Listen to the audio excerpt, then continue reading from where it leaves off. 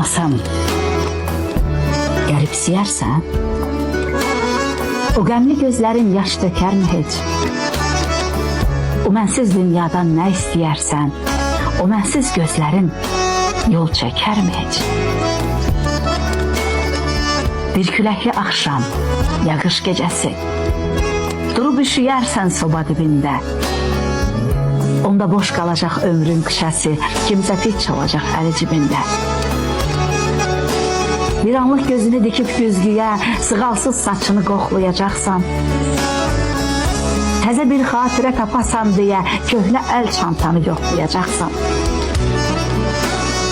Ev səni udacaq əjdaha kimi, özünü min dəfə qınayacaqsan. Soyuq otağında boş kaha kimi qalan günlərini sanılacaqsan. Doğmalar səninlə biri olmayacaq, elə ümidlərin qıracaq səni. Dərdini deməyə yer olmayacaq, qəbristan yolları yoracaq səni. Bir gün mən olmasam, dəyişəcəksən.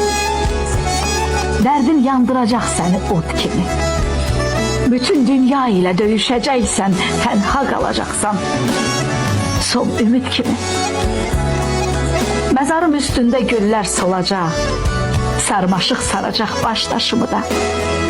Gündə neçə kərə gözün dolacaq, silən olmayacaq göz yaşını da.